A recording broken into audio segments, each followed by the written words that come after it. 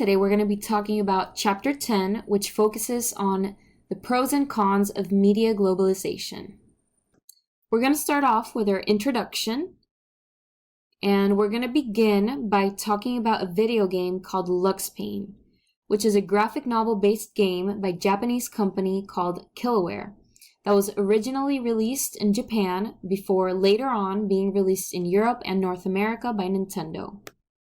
The game involved a character named Atsuki trying to save the city of Kisaragi from an evil force known as the Silent. The game was lauded by critics due to the use of Nintendo DS touchscreen, story, and graphics. This makes Luxpain a great example of how not to localize a game, which is a topic that we're going to talk about and expand on later on. With its poor translation and bizarre surreal environments, Western audiences were not as receptive to the game. Globalization has really changed the markets of the modern world and increased the risk and rewards in globalization. Killaware attempted marketing to a global market, also known as localization. Localization is a media industry's term that is used to describe attempts at unmooring certain cultural aspects in a media text, to make them more palatable to foreign audiences. One thing to keep in mind is that there's a lot of risk in designing a product that is meant for a global market, which is also known as the term nobody knows principle, which states that there's no way of knowing if the media text will succeed or if it won't. Along with digitalization, globalization is one of the dynamics that is reshaping the media industry at every level of the industrialization of culture framework. Media distribution technologies and consumer appetites require a single international entity to regulate intellectual property rights, which would be fulfilled by the World Intellectual Property Rights Organization, which essentially represents a change in media regulatory conditions.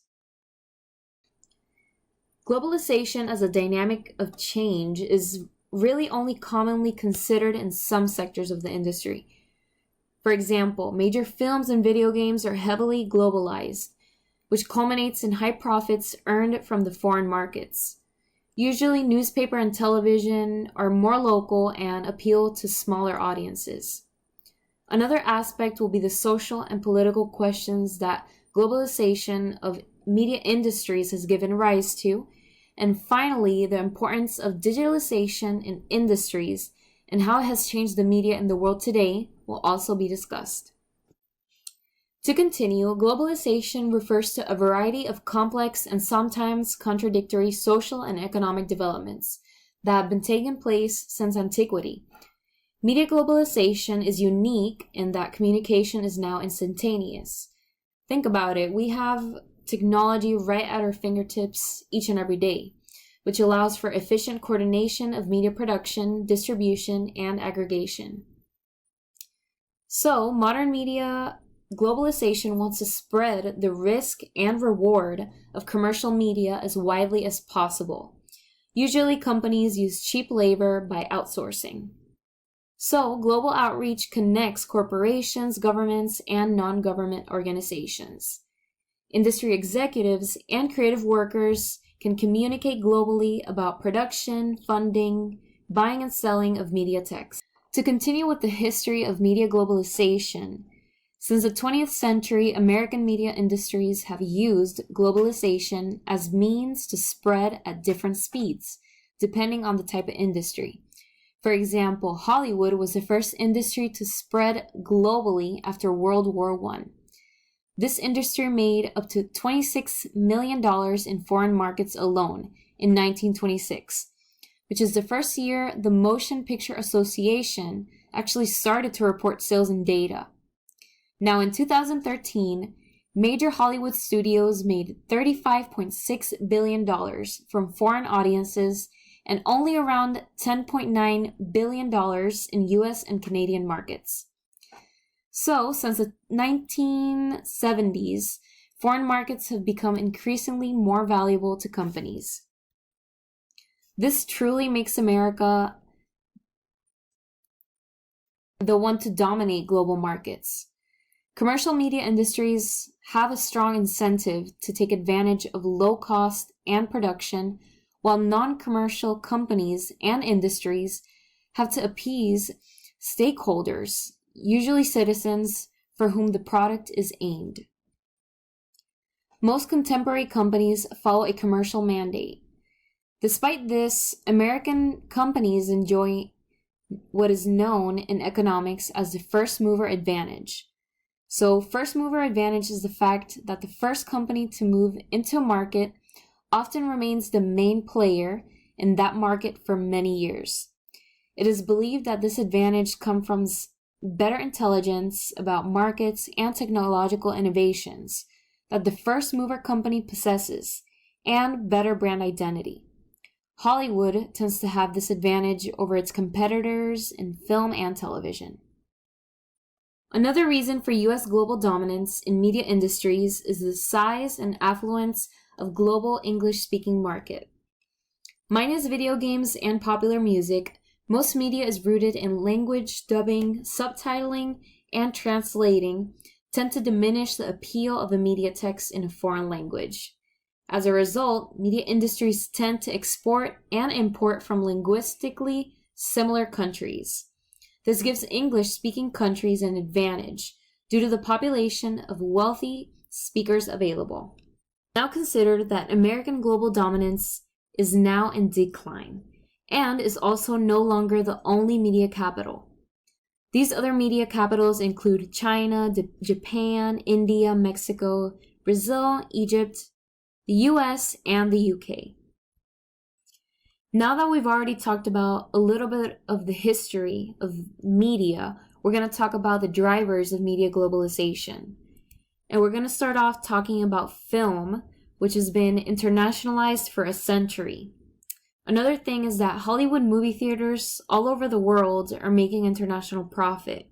And this is because sometimes movies can't make that money back that they spend in production sometimes. Also, another thing to keep in mind is that the piracy of DVDs take out from that profit of movie makers. So foreign sales are extremely important. Now going over to TV, it has actually been a global medium since the 1950s. The introduction of cable and satellite globally happened in 1990s. And some of the great examples of international TV programming include Disney Channel, Discovery, and BBC. And here you're going to see an example of globalization shows on the left.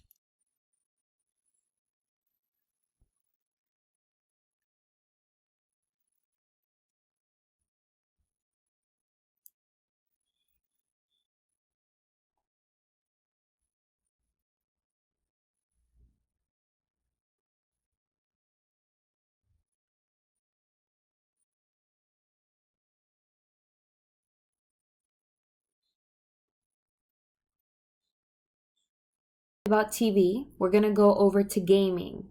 And believe it or not, gaming started out as something local. But Japan, being some of the first game developers, was reaching out to the US, Europe, and Asia as target consumers. Example of these Japanese developers include Sega, Nintendo, and Sony. These Japanese developers are still huge to this day. Now, speaking about the topic of music, most would argue that music has been a global media way before the music industry came to be. Regardless, the music industry uses the global love of music to find musical talent like Bruno Mars, Usher, and Paramore, and market them to the world through tours. And actually, Bruno Mars' tour is a really good example of how music is globalized. And it is also necessary in modern times to successfully sell one's musical talents and properties. So tours are used to help support the newest albums as well as find the latest musical trends. Globalization has made the industry mostly consolidated, and 90% of the music is from the big five industries, including EMI Records, Sony, Vivendi, which I'm not sure if that's how you pronounce it, but Vivendi Universal, AOL Time Warner, and BMG. Now, the next topic is regarding magazines. The magazine industry has made successful global brands pointed to a particular lifestyle. If you think about it, it's an earlier version of social media. We would see trends, even influencers, but through magazines. Examples being Cosmopolitan, Marie Claire, and FHM. They're not entirely the same as newspaper magazines because they're mostly supported by their local region. Now, expanding on newspapers, unfortunately, this media industry mostly keeps its linguistic region. Online versions from well-known ones like The Times and Chicago Tribune have a stronger global reach. Physical newspapers rarely cross overseas or national borders. And if news is sent overseas, it is outsourced to English-speaking writers abroad. Local newspapers send reporters to gather facts and to give foreign journalists to write the story. So another part of media globalization, and I would say one of the most important, is advertising. It was a huge catalyst for globalization. These agencies actually design advertising, and they find appropriate media outlets and buy ad time around the world for products with a global reach. Now, secondly, advertising agencies identify particular population segments around the world to help develop media outlets and cultural products that encourage a sense of global community among them. Now, finally, international expansion of advertising agencies has required the development of global communication infrastructure. And some of the most lucrative agencies are WPP, Omnicom Group, and Publicis Group, which is actually in France. So we've already discussed the main drivers of media globalization, which include film, TV, gaming, music, magazines, newspapers, and advertising. But now we're going to go in depth about the barriers to media globalization. Cultural barriers is actually one of the barriers that we have in globalization. So cultural differences have served as hurdles to media globalization, which differs among each type and genre of media. The main distinction between media content that can and can't travel across cultural barriers, is language for communication. Music is an exception to this rule sometimes. But in fact, German music of the 50s and 60s relied heavily on translations of songs. One example is Werner Overheid's version of Elvis Presley's Heartbreak Hotel. And the name of that song translated means Hotel for Loneliness in English. Other times, cultural differences are stem from expectations of how media should be received. An example is how moviegoers have expectations of how stories will unfold, or another example is how film genres are, and Hollywood film lovers thinking musicals should only have singing and dancing. These expectations are deep-rooted into the histories of certain cultures. Another barrier is technological and regulatory barriers. So communication infrastructures helped propel the wave of TV globalization in the 80s, as cable and satellite became more mainstream, but not everywhere had the same service quality, so it made it hard sometimes for companies to access the world's audience. The US government has worked really hard to help American media conglomerates expand abroad beginning in the 1990s. The US government represented the Hollywood's interest in bilateral negotiations with other nations, securing the studio's right to purchase movie theaters and multiplexes overseas, as well as protection of intellectual property rights. Ironically, many of the protectionist measures that nations use to protect their domestic media industries were common in the US during the development of American film and broadcasting industries. Most national governments believe that domestic industries are central to their interest, so different mandates emerge from different perceptions of media serving state interests. So intellectual property is actually designed to be a cultural and social virtue. Those of media content are generally held commercial entities, and the creative forces behind them have little control over how media are shared with general public. Globalization has many barriers that many corporations have to face if they want to make money outside of their countries. It might seem easy for everyone drinking Cokes or eating at McDonald's, which are big brands and businesses. But even the largest media conglomerates must hurdle through obstacles such as national regulations, differences in infrastructure development, and international regulations. The priorities of media conglomerates and advertisers often clash with those cultural differences that shape potential media flow. Global media operations must reflect and impose global cultural patterns if they wish to be successful. Now we're going to dive into promotion and buzz. So worldwide distribution windows are being synchronized so that consumers can consume the same text at the same time. This process is called simultaneous. So simultaneous release, right? And this permits distributors and aggregators to release a product to generate worldwide buzz about new releases. Subsequently, potential customers watch television, share and read blogs, talk with friends, and read entertainment magazines to create buzz for this new release. There's a multitude of benefits that happen as a result of this simultaneous release, such as toys and action figures being shipped and stocked at the same time, and cutting down of piracy, illegal copying, and since most piracy attempts take advantage of lags, it avoids it. And of course, consumers will get more excited about the product because there's more buzz about it being created. Now, international co-production. Co-production is one of the best ways for media conglomerates to balance cultural realities in order to exploit international markets. So co-production refers to a business arrangement in which production staff and creative workers from more than one country work together on a project so that the final product is actually distributed in each participant's home market. Since co-production requires different global locations, the final product would end up being more culturally relevant. Co-production has been dominant in film and television, but not as popular in music.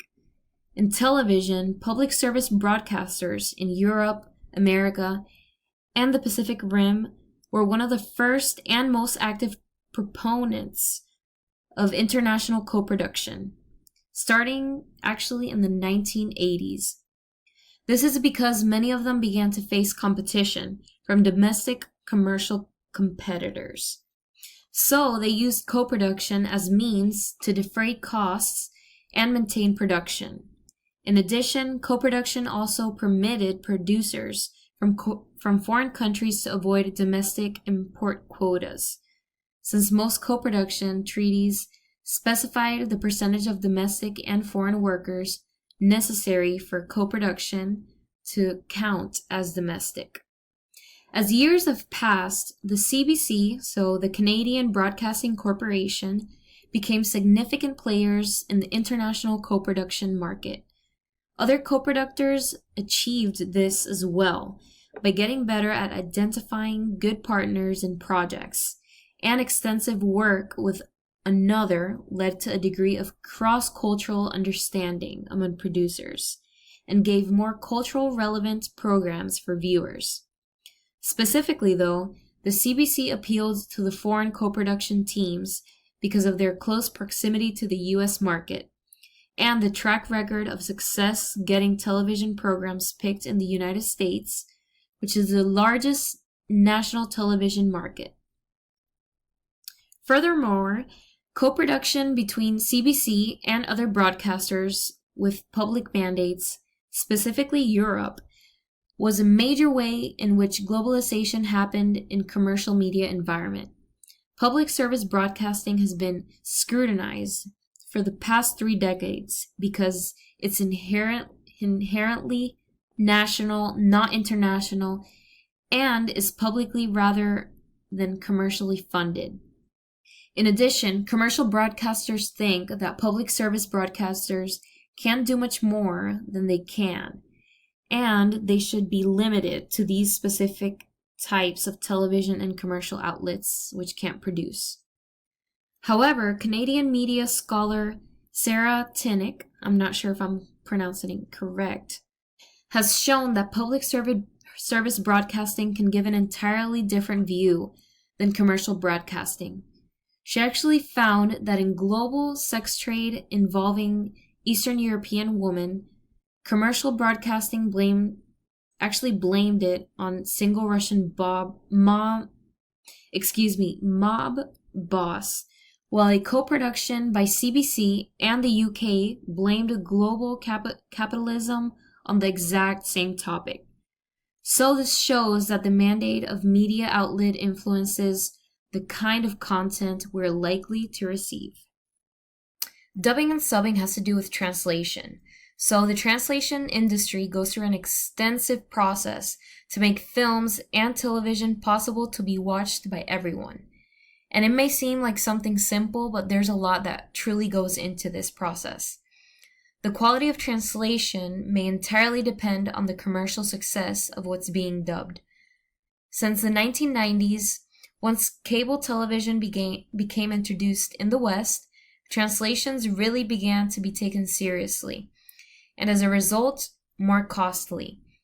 Translations handled by major television distributions began to outsource their dubbing and local firms. So aggregators and distributors have to decide who will pay for the dubbing, which can get as expensive as 1/3 of the distributor's profit. Distributors or sellers usually cover the costs of large market, whereas aggregators or buyers will cover smaller markets usually. Translation costs do differ depending on the country and firm, along with the type and quality of the translation. Subtitling is usually cheaper and quicker than dubbing. Subtitling is also more popular among new Hollywood films due to the timing of release windows among distributors, even at the expense of cultural preferences. For television, though, dubbing is more popular than subtitling, since release dates aren't timed as meticulously. The quality is determined by how popular the import will be. There has actually been an increased coordination of release windows for television and film, so the translation industries are adjusting to this and are experiencing significant changes.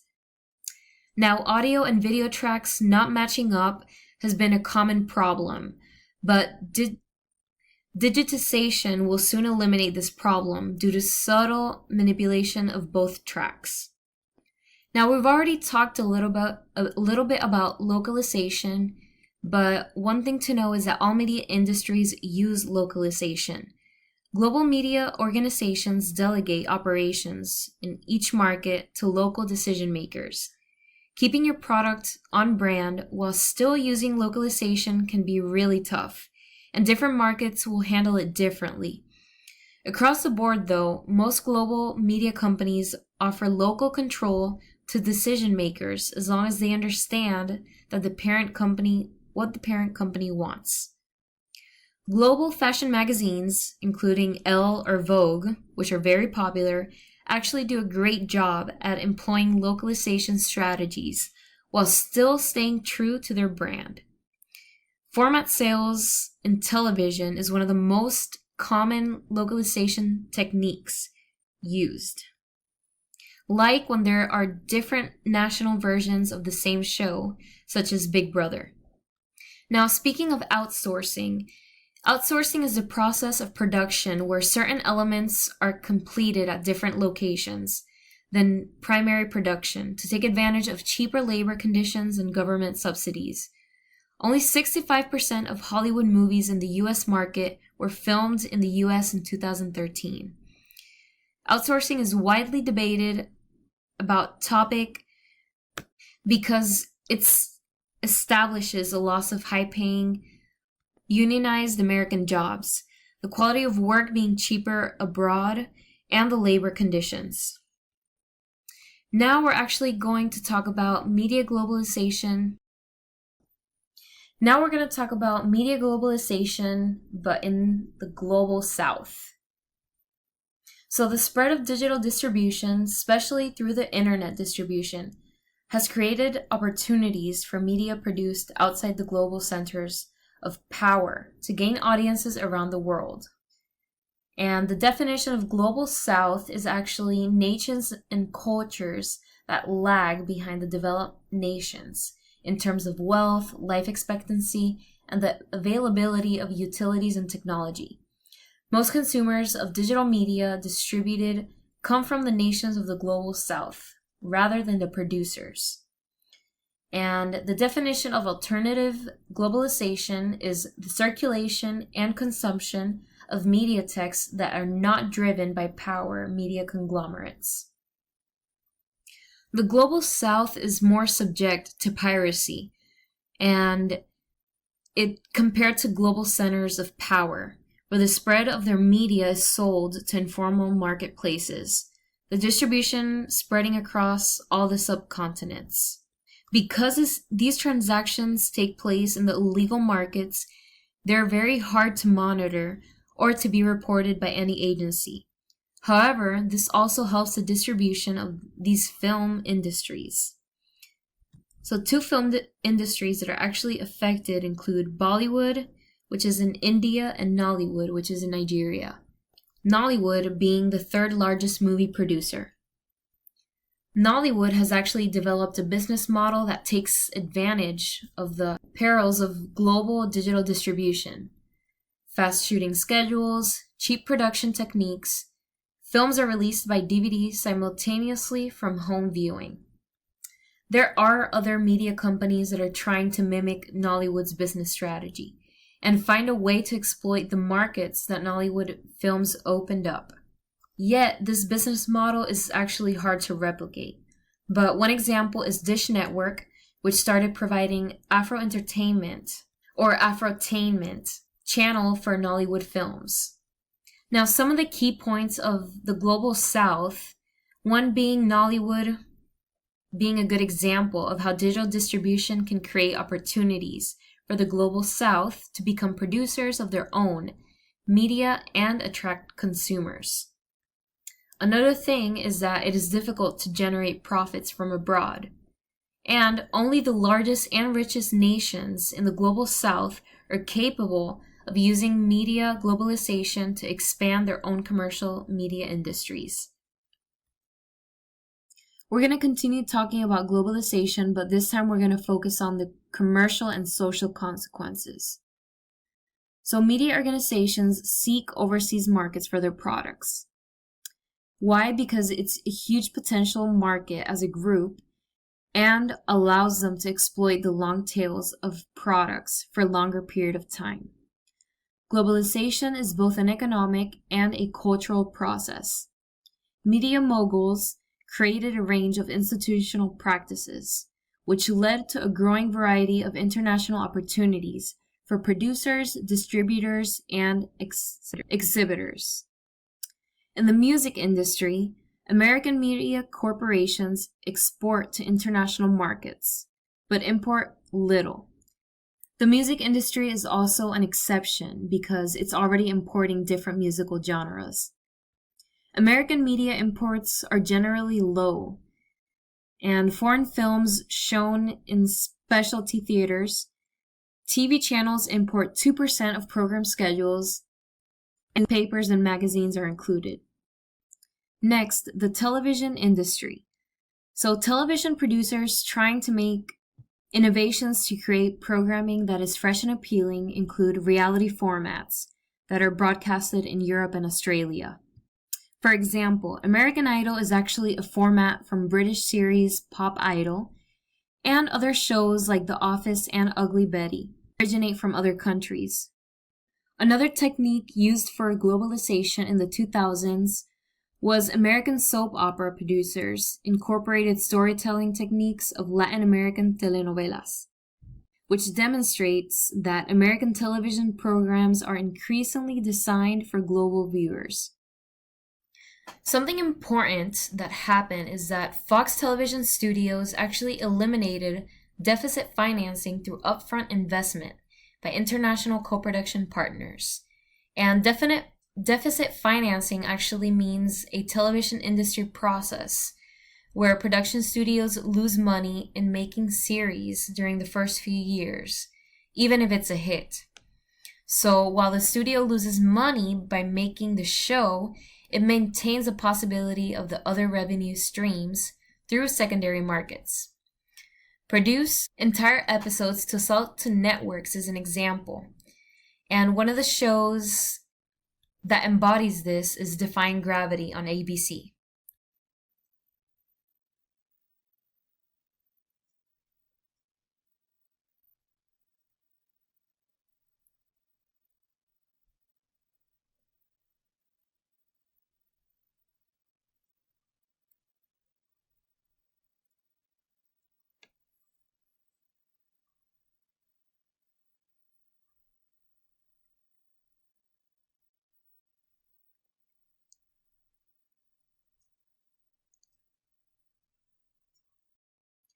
Now we're going to speak about the pros and cons of media globalization based on the things that we've learned.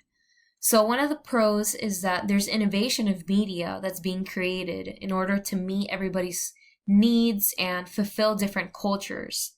But some of the cons include the loss of one's distinct national culture and its replacement with global commerce.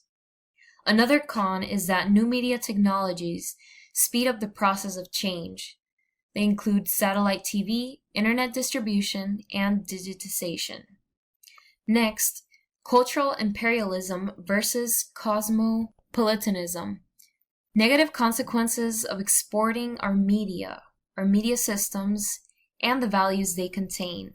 This first line refers to the concerns about the influence of foreign cultural values, which have led to policy debates about limiting the import of American film and TV programming that have taken place around the globe. The definition of cultural imperialism means the dominance or the domination of local cultural values by more powerful American values. Next, cosmopolitanism is the idea that the recognition of similarities and respect for differences among the world's people can diminish war and suffering. One of the things that media globalization can do is create that recognition and respect. One example is Hotel Rwanda, and it's about the Rwandan Civil War in the early 1990s, which created knowledge about the horrors of the conflict. To continue, we're going to talk about dispersed communities, one of them being diasporic communities, which are groups of people often defined by ethnicity or national origin, who live in various different countries but maintain cultural connections with each other. Various changes in the media industry have actually altered this and the ability of media to reach out to these communities. For example, shifts in technology have allowed affordable international distribution and changes in industry practices. One being the internet being enabled for real-time engagement with films, songs, and controversies of the moment, eliminating the lag time of analog technologies. One thing that media globalization has allowed to do is for these groups of people to imagine themselves as members of a larger community. Below are two examples. One, in the 1980s, the minority in New Zealand imported African American culture and political sensibilities as a way to gain a better understanding of their own oppressional struggle. Next, the rise of animation in the 1990s led to the anime movement being dominated by the United States, mainly centers of adolescent Americans who formed fan groups, internet forums, and conventions devoted to anime shows and video games. Here's an example of how Japanese anime has influenced America. Oh look, it's an Asian boy talking about anime. How totally unpredictable was that? Well, before you judge, Japanese anime has actually impacted people in the US a lot more than most people think. For those of you who don't know and actually wish to care, anime is a form of animation in Japan. I'm pretty sure all of you at least know one anime series out there, either heard from your friends or you've actually seen them yourselves. Some examples include Dragon Ball Z, Sailor Moon, Pokemon, Digimon, Cory in the House, Toy Story, and that's basically all you know, probably. Anime has actually become so popular that it's begun to affect America. Its impact on American society taught us about Japanese culture. It also had major influences on teenagers, and had a major impact on American pop culture. It also taught us about how Japanese people see Americans. Hey, f***ing cowboy, f***ing cowgirl, how the f*** are you doing? So tell me, are you kids on your f***ing way home from school or something like that? Why don't you two buy a f***ing hot dog from me, Mr. Kohei? Okay, maybe not that last part. Anyway, anime helped taught people about Japanese culture. For example, it taught us about the honorifics used, such as kun, chan, and you all know. Notice me, senpai! Notice me, senpai! These are basically their way of saying Mr. or Mrs. Anime also showed us the holidays in Japan, such as Tanabata, which occurs on July 7th. The last thing I'm going to go over are the articles. And the first one actually talks about Octopath Traveler, which is a video game. And it is an 8 playable video game. It has 8 different characters. And as you play, you get to unlock different characters. One of the characters' name is Hannet. I'm not sure if I'm saying it correctly, but Hannet is a bow and arrow combat character. Now, the problem with this character is that it failed at localization of a video game. Hannet speaks an extreme version of Old English, which makes it very difficult for players to understand what she's saying. Now, although even the Chinese called Octopath a very hard English test called, I think it's TEM8 or TEM8 Traveler, they also saw it as an opportunity to learn new English skills.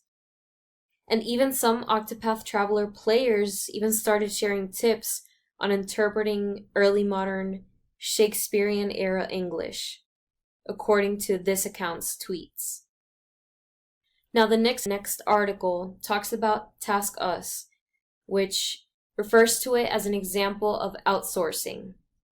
They moderate inappropriate social media content, annotate information, and handle back office customer support for some of the world's largest tech companies. They raised up to $250 million investment funds by Blackstone. In addition, they've been in the business for around 10 years and they're worth $500 million right now. Their offices right now are found all over the world, in Mexico, Taiwan, the Philippines, and in the US. Now they have tech companies or technology that makes moderation easier for employees to moderate social media. Lastly, they're actually looking to expand to the UK, Europe, India, and Latin America. To conclude, the overall chapter about globalization is that it has its pros and cons. On one hand, it increases consumer choices in some places, but on the other, some places around the world don't even have access to domestic and global media culture, but are still being exploited. Also, in order for globalization to be profitable globally, circulated media must fit large corporations and local consumer demands. Another key point from the chapter is, despite the fact that large corporations try to shape what transnational consumers want, they are only occasionally successful and can't always predict correctly. Lastly, the social consequences of globalization can be argued to be destroying the world's cultural diversity, but others can argue that it's preventing it. It is impossible to give a clear answer.